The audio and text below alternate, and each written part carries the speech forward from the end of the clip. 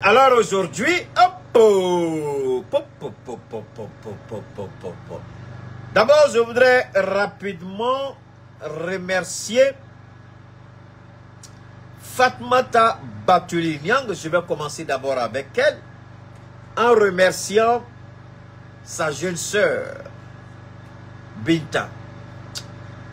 Ils étaient dans la commune 2 aujourd'hui, où le mouvement Bicon a fait des dons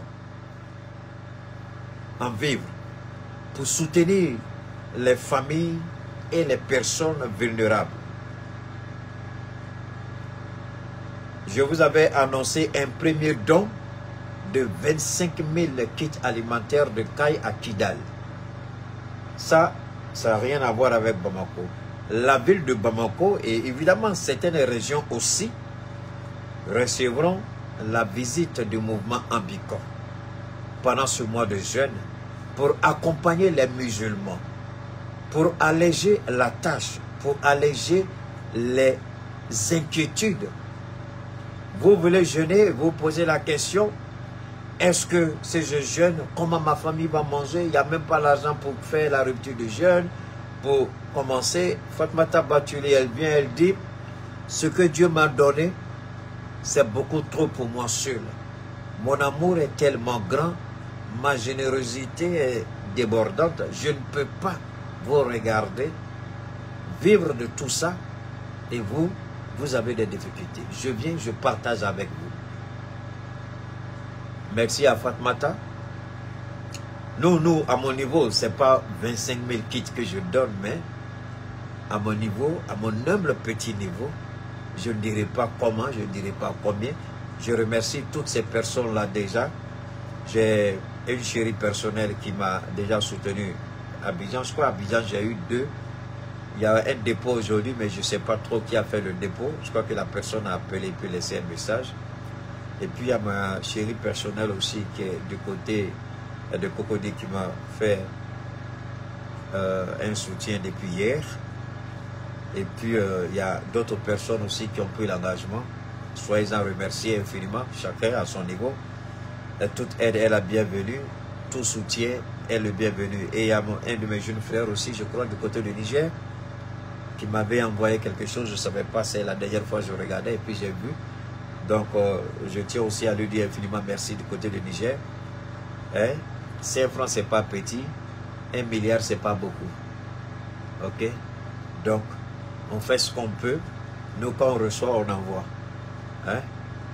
Voilà. Chaque jour, quand je me réveille, je regarde ce que je peux faire et puis je fais.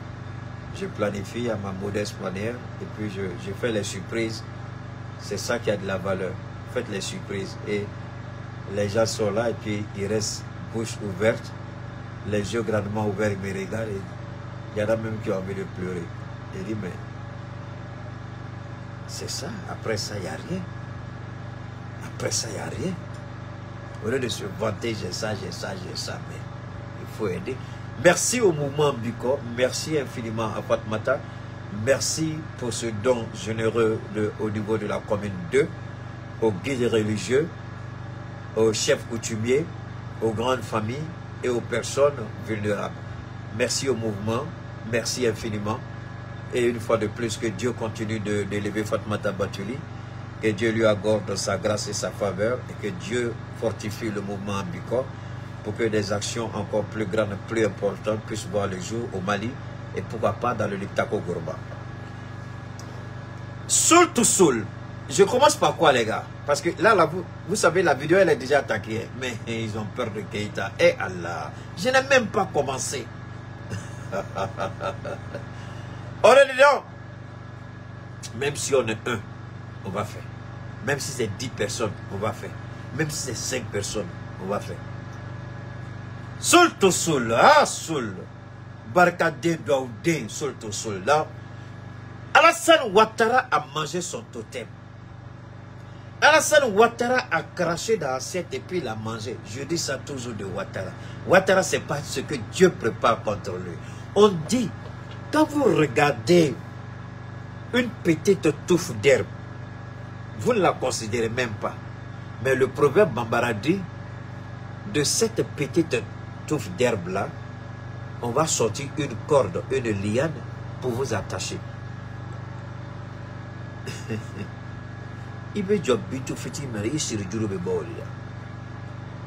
Le petit caillou que tu ne considères pas là. Petit caillou, mon petit marteau casse gros caillou. Sul Toussoul est en train de reporter toutes les bénédictions. Je ne suis pas contre le PDC ni Tidjane Thiam. Mais depuis l'élection de Tidjane Thiam en tant que président du PDC-RDA en Côte d'Ivoire, et ce n'est pas fini, hein, le Niger a lâché une bombe. On dirait que le général dit, Doro Keïta, quand tu parles là, je suis trop fort. Donc quand tu fais comme ça là, tu me donnes le courage. Et quand tu allumes là, je sors. Quand tu allumes, je sors. Il dit, Doro, tu es trop bon. Général, j'ai reçu le message, merci beaucoup. Il dit, Keïta, moi je suis trop fan de toi. Je suis un de tes fans numéro 1. Ah, le général Tchani. Il dit, Keïta, je suis ton numéro 1. Je suis pressé de te recevoir à Niamey. Mon général, je suis en route, j'arrive. Nul n'est prophète chez soi. Ah Allah. Ça se vérifie avec Keïta Cheikh Oumar. On continue, je n'ai pas fini. Le Niger a lâché une bombe et nous allons décortiquer. Mais avant, on a deux sujets seulement aujourd'hui. Sul Toussoul et le Niger. Sul Toussoul et le Niger. Et évidemment, entre les deux, une petite transition. La campagne au Sénégal a explosé. C'est fini. À part Dieu. À moins que Dieu décide autre chose. La campagne là, on ne doit pas trop parler plus que Dieu. Mais Inch'Allah, avec Allah, ce qu'on voit, les Sénégalais, ils ont commencé à m'envoyer des choses. Ce que je vois au Sénégal, ce que j'ai vu aujourd'hui au Sénégal, je suis resté bouche bée. Je suis resté bouche bée. Mais Inch'Allah, on va parler, ne soyez pas pressés. Sul Toussoul, que se passe-t-il à Abidjan? Je vous ai dit que la résidence de Sul Toussoul est devenue un lieu de pèlerinage. Vous pouvez haïr Keïta, vous pouvez détester Keïta, mais allez sur les plateformes des réseaux sociaux. Aujourd'hui, c'est Sul Toussoul qui est à la page. Même le grand Tidjane Thiam, l'économiste qui a gagné les élections, il n'a pas reçu une telle, c'est-à-dire un tel soutien. Même Thiam n'a pas reçu ça. L'histoire de Sul Toussoul ressemble un peu à l'histoire de Joseph Issoufou, le prophète Issoufou. Trahi par les siens, jeté en prison. Il sort de la prison et puis Dieu le relève. Sul Toussoul, il sort de la prison et sa résidence devient un lieu de pèlerinage. Tout le monde va. Qui est cet homme? Comment il a tenu tête? Il dit, le plus grand soutien que j'ai reçu, c'est le soutien qui est venu de ma mère, qui m'a dit de ne pas lâcher. Charles Blé Goudé, peut-être que tu n'as pas compris ce petit français. C'est ce que Sul Toussoul a dit. Si la maman de Sul Toussoul demande à Sul Toussoul de ne pas trahir Soro Guillaume, est-ce que la maman de Sul Toussoul n'est pas suffisamment aguerrie, moralement bien établie, pour dire à son fils, vous vous trompez à Ouattara, c'est votre papa, dis à Soro, allez-y demander pardon. Gueule tordue de Charles Blé Goudé, là. Tu peux dire que tu connais mieux que la maman de Sul Toussoul? Si Alain Lobognon, le pervers, le raté, le minable, le ridicule qui ne vaut rien, qui aujourd'hui se livre à des piques contre Assimi Goïta, contre le capitaine, contre le général, juste parce qu'il veut attirer les faveurs de Ouattara. La malédiction, l'humiliation, la trahison. Voilà le nom d'Alain Lobognon. Il n'est pas le seul. Tous ceux qui ont trahi Soro Guillaume, Soro Kanagi, le gars qui avait la force grâce à Soro, Aujourd'hui, il est où? Alpha Yaya, il est où? Meïté ou bien quoi là? Sindou Meïté ou bien quoi là? Il est où? Tous ceux qui ont trahi la cause du combat juste et noble, regardez-les. Ils sont aujourd'hui réduits à la toute petite expression minuscule de leur personnalité qui n'a aucune valeur. Mais regardez surtout Soul qui est resté résilient, déterminé et loyal à sa conviction, à son mentor, Dieu le relève. Regardez surtout Soul quand il est sorti de prison. Regardez tous ceux-là. Il y a des gens même qui ne savent même pas où ils habitent aujourd'hui. On ne sait même pas où ils sont. Et Alassane Ouattara est en train de se dire, qu'est-ce que j'ai fait? Alassane Ouattara est en train de se dire, qui m'a poussé? Mais attention, s'il fait un retour en arrière, c'est sa chute, c'est sa fin, et une fin terrible. Parce que là, Soul est en train de récolter les bénédictions. Il est en train de récolter les douaous. Il est en train d'avoir la faveur du peuple de Côte d'Ivoire. Sans exception. Même au PDCRDA, on reconnaît aujourd'hui le charisme, la détermination de l'homme. Le seul combat, c'est d'être un homme intègre. Soyons intègres et dignes. Ne soyons pas pervers et perfides.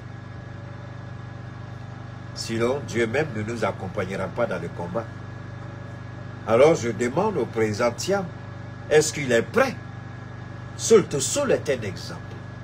Dieu l'a fait sortir pour que ce monsieur-là serve d'exemple aux Ivoiriens. Quand vous le regardez Ouattara, de sa prise de pouvoir à aujourd'hui, regardez comment l'homme est dégradé physiquement. À quoi il ressemble aujourd'hui? À un Massaguéré qu'on a raté. Quand vous êtes en train de sculpter le Massaguéré, quand vous ratez là, le visage qu'il a, c'est le visage de Ouattara aujourd'hui. La sculpture ratée du Massaguéré. Et Dieu est en train d'agir. La bouche est en train de prendre une tangente. Les yeux sont en train de prendre une trajectoire. C'est en train de descendre. On a l'impression que le côté de l'œil là-bas venir se coucher sur son nez. Tellement l'œil est en train de descendre. Il n'y a même pas une... Vous regardez les yeux, c'est là, c'est horizontal. Dieu a créé. C'est horizontal. Mais lui, quand vous mettez la règle, ça descend comme ça. L'autre œil là est en train de descendre. Qu'est-ce qui fait descendre ça? C'est Dieu seul qui sait. Non, c'est pas. Mais on regarde seulement, on observe. C'est la méchanceté, la haine, la jalousie. Surtout Soul aujourd'hui, même les imams vont chez lui.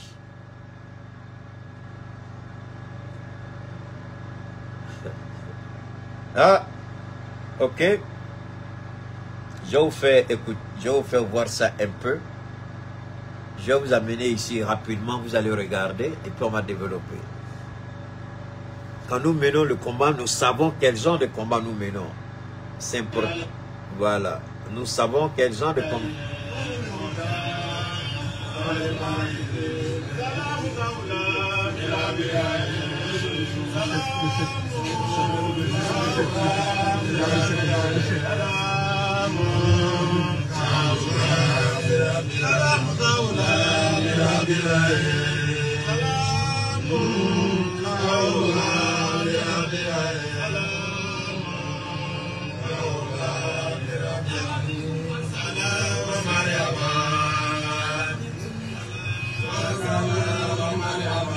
Ceux-là, ils viennent d'Aniamant, la ville... Voilà des mots. Oh oh, bon, regardons ça en même temps. Qu'il s'était ainsi offert un bain de foule. Regardez ça. En moins de 24 heures, l'opposant Ousmane Sonko a relancé la campagne électorale pour la présidentielle, profitant de la ferveur de ses soutiens galvanisés depuis sa sortie de prison. Une première apparition publique suivie d'une première prise de parole depuis sa libération. Il va falloir qu'on fasse la Bon, ça c'est... On va revenir sur ça. On va revenir sur ça, ne vous en faites pas.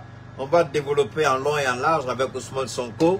On va d'abord terminer avec, n'est-ce pas, Suleiman, je vous en prie, on va terminer d'abord avec Soul to Soul, n'est-ce pas, l'ambassadeur Soul to Soul. Regardez comment Dieu relève le monsieur. Je vous ai montré, permettez-moi rapidement de remontrer ici. Ce que je vous ai montré, c'était d'abord, voilà, la fondation. Pardon, on va revenir là. La fondation, s'il te plaît, arrête de me fatiguer.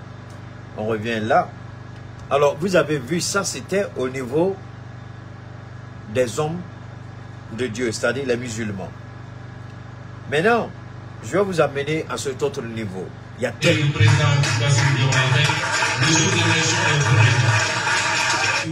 À ses côtés, son bras droit.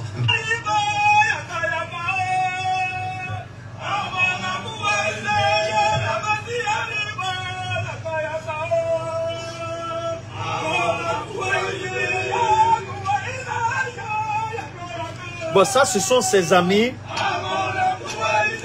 Ça, ce sont ses amis de la Fessi. Il y en a tellement, on ne peut pas rentrer dans tout. Mais aujourd'hui, surtout Soul est un symbole. Le symbole de la victoire, le bien sur le mal.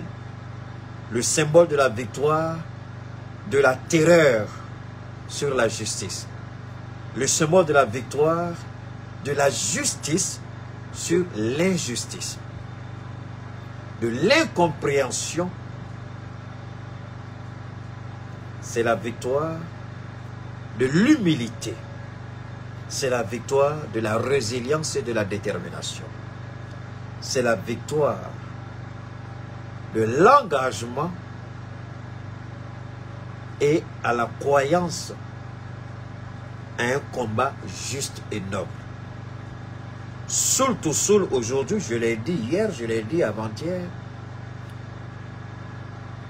il y a de fortes probabilités, et ça je le dis, j'affirme ce que et je maintiens cela. Le GPS, vous allez voir tout de suite que les actions politiques vont commencer à se dessiner autour de Soul to Soul. Déjà, je peux vous assurer que c'est vrai, Soro Guillaume avait un accord avec le président Aimé Henri Konan Bédié, paix à son âme. Curieusement, le PDCI, à ma connaissance, n'a pas encore envoyé quelqu'un voir le vice-président de GPS. Alors que le PPACI, la plus haute direction du parti, a envoyé des éminents cadres du parti pour s'enquérir des nouvelles de Soul to Soul. Alors que le PDCI, du vivant de Bédié, Soro était le protégé de Bédié.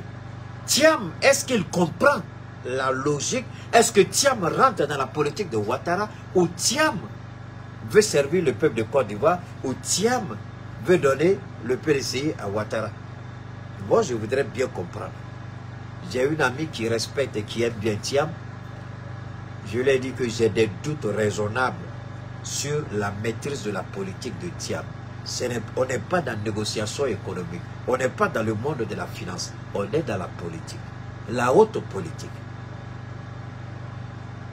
Pourquoi? Le PDCI qui a soutenu Soro Guillaume face à Ouattara, le vice-président du mouvement de Soro, soit le PDCI n'est pas capable d'envoyer quelqu'un pour aller lui dire sois le bienvenu parmi nous, pour aller s'enquérir ces nouvelles. Pourquoi le PDCI ne le fait pas? Mais vous croyez que quoi? Thiam, il va le regretter, ça je le dis. Thiam va le regretter. Thiam croit que sa tête d'économiste peut lui donner le pouvoir, et il a menti. Qu'il se réveille. Aucun économiste d'ailleurs n'a été bon gestionnaire politique, on l'a vu. depuis les années 90, tous ceux qui sont venus du Fonds monétaire international, tous ceux qui sont venus des institutions financières, ont tous échoué dans leur pays. Thiam n'en fera pas une exception. Au regard de ce qu'il fait, au regard de la manière dont il prend les premiers pas, je ne serai pas certain s'il échoue. Je ne serai pas surpris, je veux dire, je ne serai pas surpris s'il échoue. Il a peur de frustrer Ouattara, il ne veut pas aller voir le vice-président, l'ambassadeur Sultu Sul. Mais Laurent Gbagbo s'en fout de Ouattara. Il a envoyé des gens voir Sultu Sul. Vous croyez qu'on ne va pas retenir ça? Voilà des partis combattants. Quand je disais la dernière fois que Thiam n'est pas à la hauteur, j'ai été poliment interpellé par certains qui m'ont dit que Thiam, c'est comme ça, Thiam c'est ceci, Thiam c'est cela. Je dis, je suis d'accord avec vous. Je respecte votre choix. Mais c'est rare que Keïta se trompe. Et si je me trompe pour une fois, au moins sur le monde dira, ah, pour une fois il s'est trompé. Malheureusement, on ne juge pas l'arrivée, c'est vrai. Mais une fois que le départ est faussé, ça devient compliqué pour la suite, surtout en politique. Le fait que tous ceux qui vont voir Sultu Sul, c'est ceux-là qui se battent véritablement pour le changement du pouvoir. Et ils ont préféré affronter la colère de Ouattara que de rester chez eux peinards dans leur fauteuil doré. Ils sont tous sortis, ils sont allés voir Sultu Sul. Le PPACI est un parti de combattants. Et Afin Guessa n'est pas parti. Le FPI d'Afin Guessa, d'ailleurs, c'est une enveloppe vide. On comprend pourquoi Laurent Gbagbo a dit c'est une enveloppe vide qu'il a laissée entre les mains d'Afin Guessa. On comprend maintenant. Parce que tout parti qui ne se reconnaît pas dans le combat de Sultu Sul, ce sont des partis qui sont voués à l'échec. Le PDCI n'est pas parti. Le FPI d'Afin Guessa n'est pas parti. Parce qu'ils ont peur que Ouattara s'énerve avec eux. Alors, est-ce que Ivoiriens, ceux-là, c'est des partis qui peuvent vous donner le pouvoir? Est-ce que c'est des partis qui peuvent lutter face à Ouattara? Ceux qui vont voir Sultu Sul, c'est ceux-là qui seront prêts à lutter aux côtés du peuple face à Ouattara. C'est le PPACI et c'est Plessirik Balé et tous les autres. Vous faites pitié, vous qui faites ce petit calcul politicien. Vous serez surpris et désagréablement bien servi.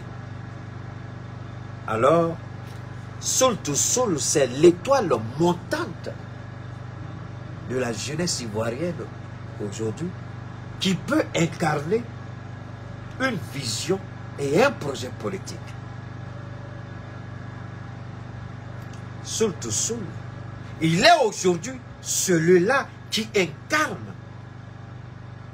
cette détermination et cet engagement.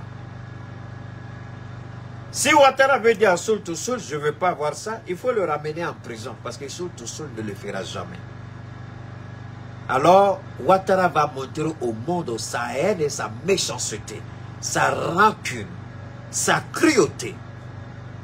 Déjà, certains pays occidentaux ont commencé à prendre leur distance avec Ouattara. Il peut amplifier la chose en voulant s'attaquer une fois de plus à la liberté de l'homme.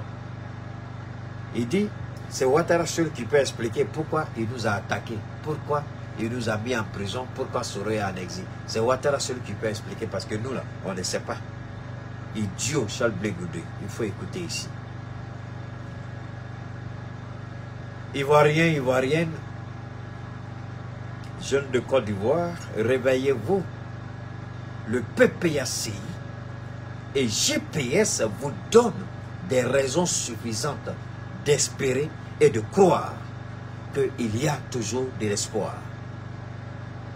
Je ne comptez pas sur le PDCRDA. Vous pouvez rester PDCRDA, mais votre combat, le PDCI ne le fera pas pour vous. Vous pouvez rester au Front Populaire Ivoirien d'Afin Guessa, mais ce combat-là, il ne le fera pas pour vous. Il n'y a que 2 individus actuellement en Côte d'Ivoire, sinon 3. Ils sont plus, mais je préfère que les autres ne se sentent pas frustrés. Soro Guio, il est en exil. Sultu Sul le représente vaillamment. Aux côtés du président Laurent Gbagbo, voilà le véritable changement en Côte d'Ivoire.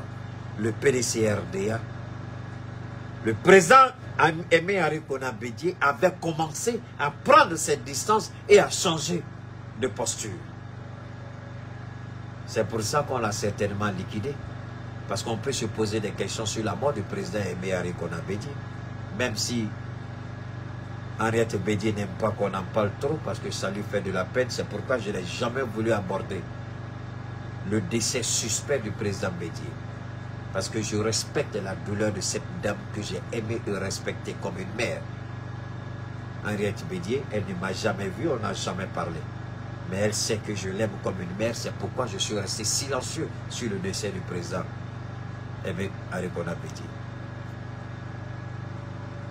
Je ne l'ai pas fait pour Amadou Gonkoulibaly, je ne l'ai pas fait pour Ahmed Bakayoko, mais je l'ai fait pour le président Bédié, pour respecter la douleur d'Henriette Konan Bédié.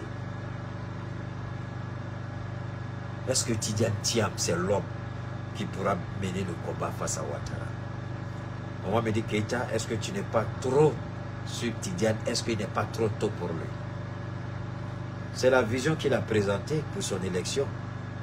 Donc ne me dites pas que je suis trop. J'ai pris le temps de l'écouter. J'ai écouté tout son discours. Je l'observe. Celui qui a tenu ce discours-là à la Fondation Félix Houphouët-Boigny, je suis étonné qu'il n'ait pas envoyé une délégation s'enquérir des nouvelles de Sotosso. Donc, entre le discours qu'il a tenu à la Fondation Félix Houphouët-Boigny et la sortie de Sotosso, qu'est-ce qui a changé? Et la rencontre qu'il a eue à Ouattara, qu'est-ce qui a changé? Mais c'est le même homme, c'est le même PDCI. Qu'est-ce qui a changé? Je veux bien savoir ce qui a changé. Ivoiriens, je voulais vous dire tout simplement, comme au Sénégal avec Ousmane Sonko, vous avez des raisons de croire et d'espérer. Beaucoup se disent, est-ce que le président Bédié peut mener ce combat? Désormais, le président Bédié a un soutien de poids. À la personne du GPS, du président Kibafouré Sorogio, et de Sultou Soul, qui est sur place. Les Ivoiriens, il n'y a plus lieu de désespérer. Les choses vont changer. Les choses vont changer et positivement bien changer. Je ne dis pas que le PPACI va prendre le candidat du GP, c'est pas ce que je dis.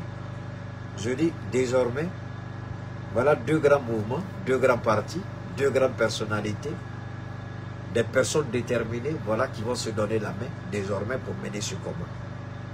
Sultou Soul l'a dit à sa sortie, c'est vous qui nous avez donné le courage de tenir pendant tout ce temps que nous étions en détention. C'est vous qui étiez sur le terrain. Et GPS n'a jamais faibli. Et GPS a le droit et est légalement constitué. Parce que pour qu'on dise que le GPS est dissous, c'était la volonté de Ouattara à travers le minable de procureur Ado Richard. Il faut qu'on amène un test. Il faut qu'on amène quel article de loi de la Constitution a servi de base juridique pour dissoudre GPS. Donc, jusqu'à la date d'aujourd'hui, tant que cet article-là n'est pas, tant que la Constitution ne le dit pas, et tant qu'il n'y a aucune référence juridique, aucune base juridique, GPS reste légalement constitué. Et tous ceux qui vont voir le président, le vice-président, on va le voir en sa qualité de vice-président de GPS. Alors, Ivoiriens, vous avez des raisons d'espérer désormais. Vous pouvez ne pas aimer le président Laurent Gbagbo, mais Laurent Gbagbo, il est celui-là qui va mener votre combat, que vous le vouliez ou pas. Vous pouvez ne pas aimer Sorogio, mais GPS et PPACI unis, c'est ceux-là qui vont mener ce combat. Maintenant, il y a des moments où ils seront engagés véritablement sur le terrain. Est-ce que le PDCI va les rejoindre? Ça, c'est le PDCI qui ça regarde. Mais je ne crois pas trop. Quelle technique ils vont développer? Parce que tellement le PDCI a... Je ne sais pas, je vais terminer avec ça et puis rentrer au Sénégal. Et puis ensuite, on termine avec le Niger. Tellement le PDCI a habitué ses militants parti de paix, parti de fouet, non violent, patati, patata. Quand le président Bédié a lancé le mouvement de la résistance, ça allait où? Je vous pose la question ivoirienne, ça allait où? Quand le président Bédié a lancé le mouvement de la résistance contre la forfaiture de Ouattara en 2020, contre son 3e mandat, c'est mort. L'embryon est mort dans l'œuf, c'est parti où? Ouattara les a décapités.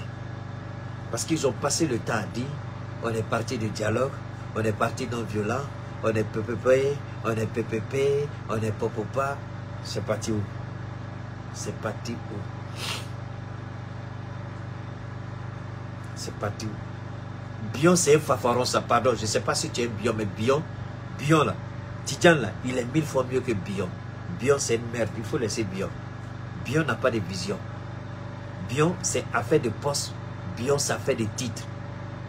Lui, il s'est dit, il est un homme d'affaires, il est milliardaire, il ne peut pas accepter telle ou telle position. Et il se voit au-dessus des autres. Mais c'est des conneries, moi je ne rentre pas dans ça. Tout ce que je peux dire, c'est l'attitude du PDC à tuer le combat politique en Côte d'Ivoire. Et Tidjane vient encore pour endormir les Ivoiriens avec cette histoire-là. C'est pourquoi Ouattara, il a toujours été comme ça. Parce qu'il sait, il connaît le PDC, il a étudié le PDC, il connaît la psychologie du PDC. Ouattara sait que c'est un parti qui est mort. C'est un parti, quand on dit mort, ça dit que c'est un parti moribond. Eux, ils disent dialogue. Et Ouattara, il s'en fout de dialogue. Ils disent on est non violent. Ouattara, il est violent. On ne proteste pas. Ouattara, ce n'est pas la protestation et les armes qu'il a pris le pouvoir. Alors un homme comme ça, vous allez faire quoi à lui? Et c'est lui la peur d'un parti comme ça. Donc Ouattara connaît le PDC-RDA, il connaît l'ADN du PDC-RDA, il n'a pas peur du PDC-RDA. Afin Guessan, il a mis en prison, il a libéré. Afin Guessan sait qui est Ouattara. C'est la réalité qui est là. Donc, de par la genèse même et l'ADN du PDC-RDA, aucun Ivoirien même ne doit compter sur le PDC-RDA. On va dire mobilisation, oui, les gens vont sortir. Mais maintenant, s'il y a blocage devant, où vous devez sortir?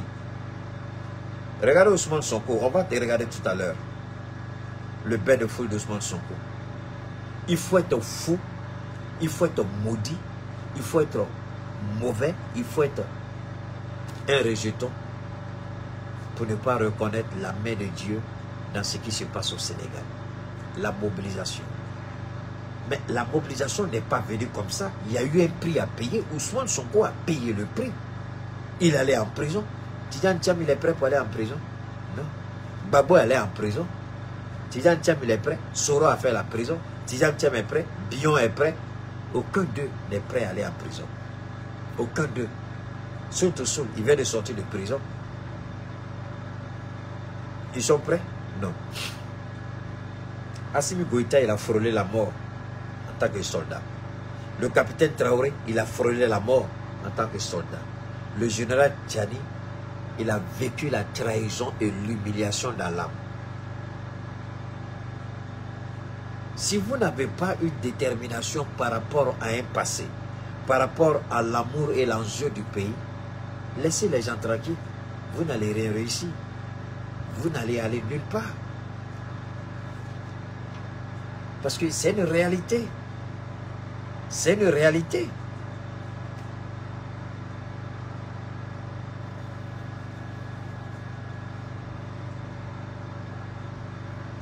Alors, on va où là? On va rapidement revenir. Mais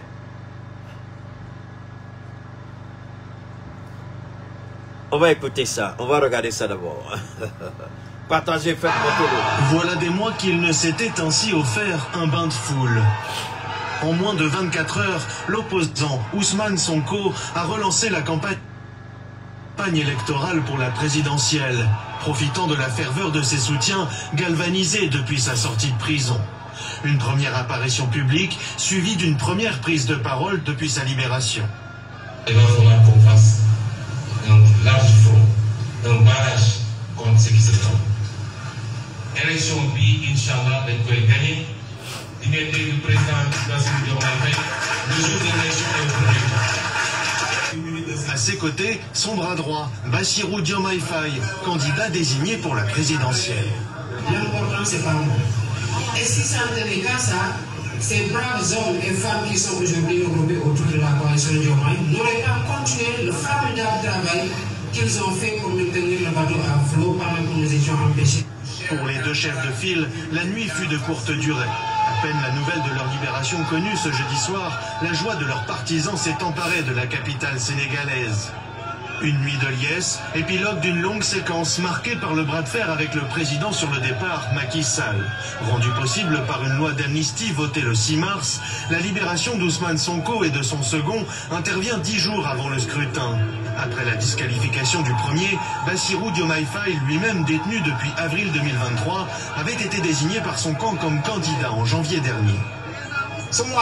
On ne sentait aucune faveur autour de la campagne parce que Sonko était en prison. Mais à partir d'aujourd'hui, tout le monde va savoir que la campagne électorale a débuté. Devant la presse ce vendredi, Ousmane Sonko a assuré que cette élection ne serait pas une guerre, tout en évoquant des comptes à rendre pour les actuels responsables en cas de victoire de son camp. Ok. Ce qui est important ici, Ousmane Sonko est sorti de prison et la campagne électorale bat son plein. Le 14 juillet dernier, Ousmane Sonko, la voix posée, livre un message au président Macky Sall. Le dernier avant son arrestation, 2 semaines plus tard. Il est très simple. C'est de dire que nous voulons la paix. Nous voulons la paix. On va écouter d'abord. Voilà des mois qu'il ne s'était ainsi offert un... Le choix de Bassirou Diomaye Faye ne surprendra personne. Ni au Sénégal, ni à l'étranger. Ce n'est pas un choix de cœur, ni un choix de raison. Je ne l'ai pas choisi par amour, par proximité ou par préférence, mais je l'ai choisi par réflexion objective et choix stratégique. Même si tout le monde le sait, Bassirou est mon petit frère. Le petit frère d'Ousmane Sonko, adoubé par le chef de l'opposition sénégalaise lui-même pour prendre sa place à la présidentielle. Un choix naturel pour le leader de l'ancien PASTEF qui a toujours présenté Bassirou Diomaye Faye comme son lieutenant. Lui est arrêté en avril 2023. En fait, sur ces images tournées par ses partisans, il sera inculpé pour outrage à magistrat, diffamation et acte de nature à compromettre la paix publique. On lui reproche d'avoir critiqué la façon dont la justice traite les dossiers relatifs à Ousmane Sonko. Il n'a toujours pas été jugé, encore moins condamné. En janvier, le Conseil constitutionnel valide donc sa candidature pour la présidentielle. Ce diplômé en droit, passé par l'École nationale d'administration, grandit politiquement dans l'ombre d'Ousmane Sonko. Comme lui, il travaille comme inspecteur des impôts à partir de 2007. C'est à cette époque qu'il rencontre son mentor. Il est déjà là, en 2014, à la fondation du PASTEF, le parti d'Ousmane Sonko, dissous l'été dernier par le gouvernement. Il en épouse la ligne, en gravit les échelons. C'est l'absence de justice qui fait basculer le pays, qui peut faire basculer le pays dans la violence. Dans un pays où la justice est bafouée, malmenée et soumise aux caprices du chef, naturellement, le peuple n'a que, comme dernier recours, de manifester sa colère dans la rue. Le chef, à qui faites-vous référence? J'en fais référence au président Macky Sall. Bassirou Diomaye Faye était jusqu'à la validation de sa candidature à la présidentielle, largement inconnue de l'opinion sénégalaise. 5 choses à savoir sur... Alors, quand vous regardez un peu Ousmane Sonko, et puis son choix porté sur son jeune frère, qui est aujourd'hui le candidat de la majorité au niveau de l'opposition, ceux qui veulent affronter, enfin ceux qui affrontent, pardon, le candidat du parti au pouvoir et bien d'autres candidats, même le parti socialiste de Abdoulaye Wade. Ousmane Sonko, c'est une figure emblématique de la lutte, non pas la lutte pour la lutte, ce n'est pas la lutte politicienne, mais c'est la lutte de raison, c'est la lutte de droit. Je n'ai pas de la lutte du droit, c'est pas la même chose. C'est la lutte de droit, c'est la lutte pour la justice, pour l'équité, c'est la lutte pour la souveraineté de l'État du Sénégal, une souveraineté véritable, pleine et entière, pas une souveraineté sous-traitée avec l'Occident, la France, l'Union européenne. Il dit c'est la prise en compte des intérêts vitaux du peuple sénégalais et revoir tous les contrats qui ont été passés avec certaines entreprises. N'est-ce pas les mêmes aspirations? N'est-ce pas les mêmes projets que nous avons remis entre les mains du président Assimi Goïta, le capitaine Traoré et le général Tiani? Nous avons le droit et l'obligation morale d'accompagner Ousmane Sonko pour cette élection. Ousmane Sonko, il a été suffisamment clair. Donc on peut dire, c'est vrai que ce serait un partenaire stratégique pour le Mali. Un partenaire stratégique pour le Mali. Si il gagne, tout de suite, nos relations vont reprendre avec le Sénégal, ça c'est clair. Nos relations commerciales, nos relations au niveau du port de Dakar, il y a des choses qu'on va voir. C'est une possibilité parce que le Tchad devient une menace. Puisque les Américains, ils veulent mettre le feu aux poudres au Tchad. L'Amérique et la France, ils vont se disputer les élections présidentielles. La France, c'est Dibi Kagwa. Les Américains, c'est le Premier ministre. Donc, il y a une concurrence entre les États-Unis et la France au Tchad. On ne sait pas ce que ça va donner. C'est les Tchadiens, eux seuls, qui savent à quoi va ressembler leur campagne, leur élection. Pourquoi les Américains n'ont pas pu intervenir au Sénégal? Ça, c'est la question qu'on devrait se poser. Mais dans tous les États africains où il y a élection, les Américains tentent d'intervenir. Alors, Ousmane Sonko, c'est le choix du peuple, c'est le choix de la raison, c'est le choix de la justice, c'est le choix du droit, c'est le choix de la rupture, c'est le choix de la prise en compte des intérêts du peuple sénégalais, c'est le choix de la souveraineté pleine et entière. C'est le choix de la souveraineté pleine et entière. Je répète, c'est le choix de la souveraineté pleine et entière du Sénégal.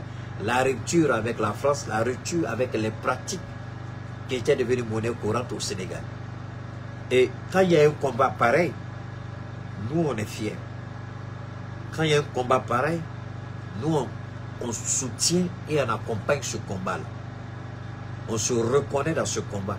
C'est le combat qui mérite d'être mené.